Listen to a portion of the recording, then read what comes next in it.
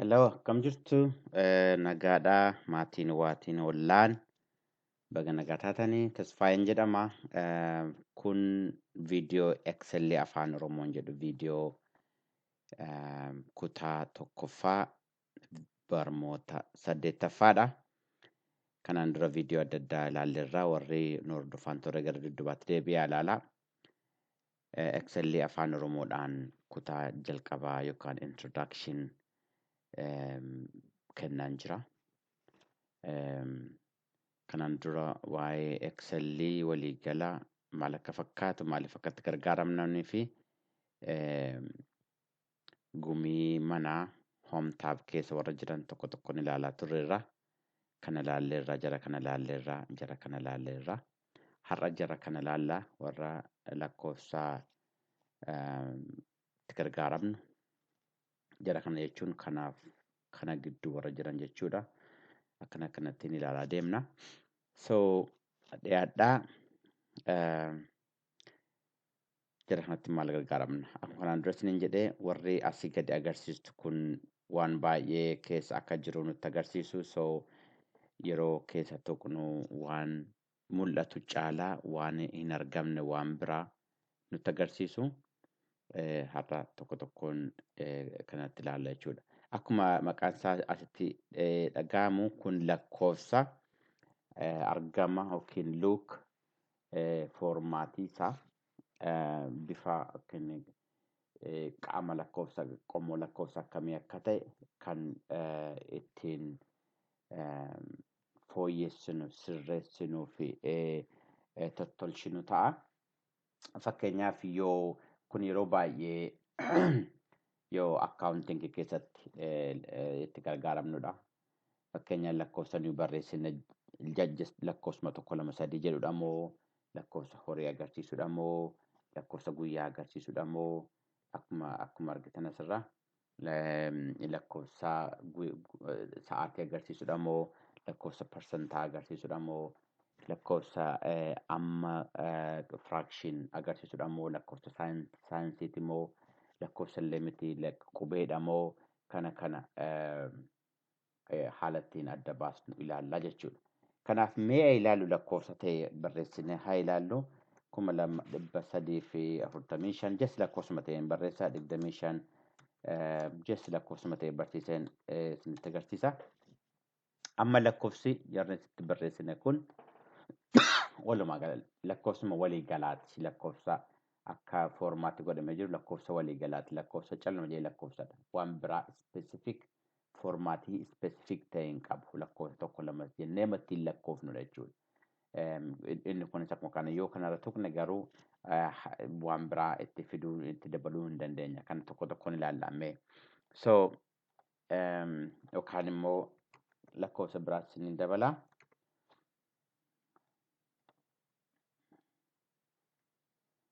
Dhiifama. Just adda adda akka goonee akka ilaallutti. Amma kudhanitti dhugaa amma kudhanitti. Kan akkamittiin akka barreessinu viidiyoo duraan irratti ilaalleerra deebitanii ilaaluu dandeessu. Atiin jara kana hin barbaannu hin balleessina. So lakkoofsa isa jalqabaa akkuma jeneraal ta'e jiru kanatti hambisnu isa kana horiitti jijjiirru. Kan lama jijjiiruu dandeenyaa tokko karaa kanadha. Akkuma argitan akka foormii kana qabaata. Horii gaafa qabaata. Mallattoo horii mallattoo qarshii of biraa qabaata jechuudha.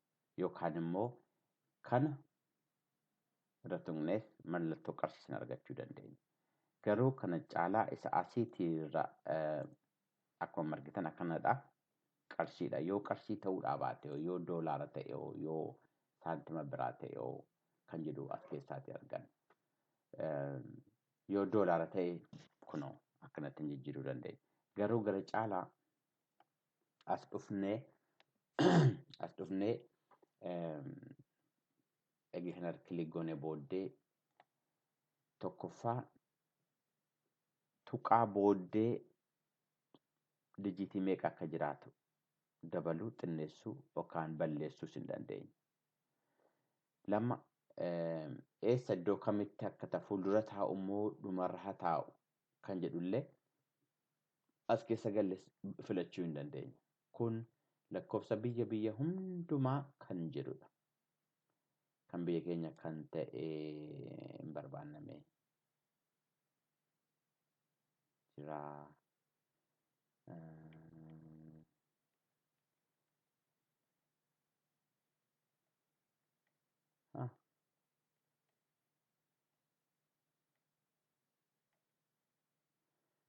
Hin jiru. Bakka biraatti garuu argeen ture shuras ta'ee piroogiraama biraarra ta'ee hin beeku. Birri jedha Oromoo. I don't know. Birri jedhamee keessa hin beeku. Qarshii jedhama miti. I think qarshii jedhama. So asiitii birri jedhamee as keessa birri jedhamee jira akka warri nu dursanii as keessatti dabalanitti birri ta'uu isaati. Garuu birriin afaan Amaariffaan malee afaan Oromootiin qarshii akka jedhamutti hin beeka. Qarshiidhaan yoo jiraatan ni ilaala. Qarshiidhaan yoo jiraatan.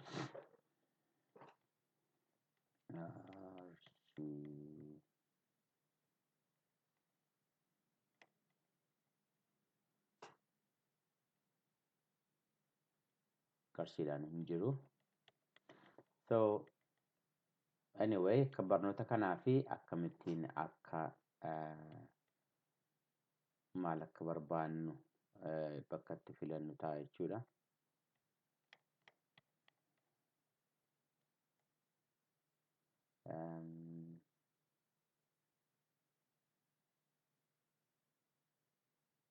Qarshii maal fayyada? Okay, hin jiru. Anyway, kanadha. Kana yoo duwwaa gadi buusnee akkanatti argama jechuudha. Tuqaa saantimni hin hafa jechuudha. Qarshii duwwaatu. Hafa jechuudha yoo kana ol dheerisine yeroo baay'ee yeroo kalkuleeshiniidhaaf akka toluutti yoo goone. Kanadha garuu yeroo baay'ee saantimni horiin dijitii lama waan ta'eef dijitii lama irratti ga'uunsaa gaadha gochuun gaadha. Kan biraa eessatti yoo negatiivii ta'e akkamittiin akka mul'atu kana arguu dandeessu. Akkanatti mul'ata negatiivii.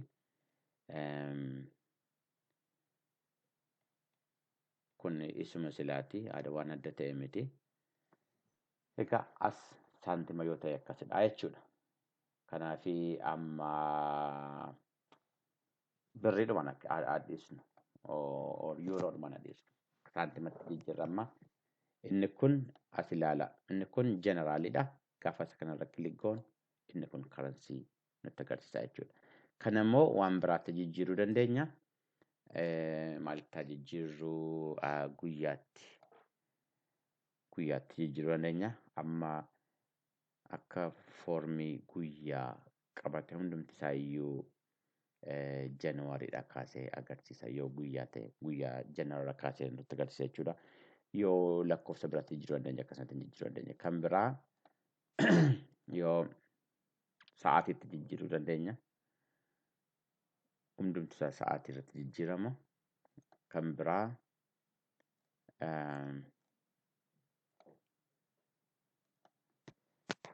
persentiitti jijjiiruu dandeenya. Persentiitti jijjiiruu dandeenya akka kanattiin. So fakkeenyaaf yoo lakkoofsi keenya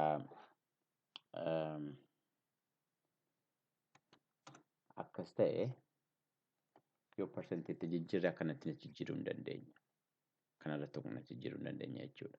Sana keessaa duwwaatu hin taane. Kan biraa wanti tekstiitti lakkoofsuma ta'ee tekstii ta'uu danda'a. Akka tekstiitti fudhatamuu hin danda'a. Kan biraa kana ilaaluu dandeenya.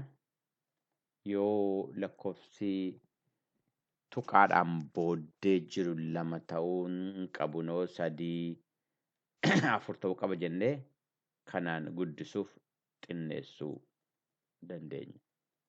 Keessattuu hin galin jechuudha. Kanatti gargaaramuu dandeenya. Kan biraa yagguu barreessinu yoo kumaatamaan ta'e akkuma argitan lakkoofsa hin qabu. Dhiifama koomaa hin qabu. Kumaan akka nuuf adda ba'u yoo barbaanne kanarra gaafa tuqnu lakkoofsi nuuf qabnu kumaan adda nuu ba'a. Yoo lakkoofni 6 7 8 ta'e kumaan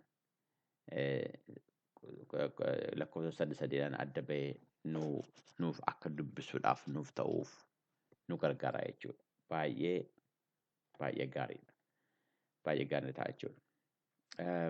Kana keessa dagallee yoo ilaalle isuma silaa walitti dabalatee fidaa warra duraan dhiifama silaan jedhe gatii viidiyoo biraatiin irratti haasa'aa tureef jira kana dura dursinee argineerra.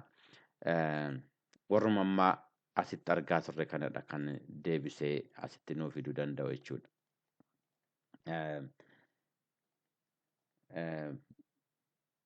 Yoo immoo lakkoofsa akka itti barbaannu akka biraa ta'ee as dhufnee lakkoofsa kana foormaat gochuu hin dandeenya bifa kanaan. Guyyaa fakkeenyaaf akkanatti akka inni mul'atu.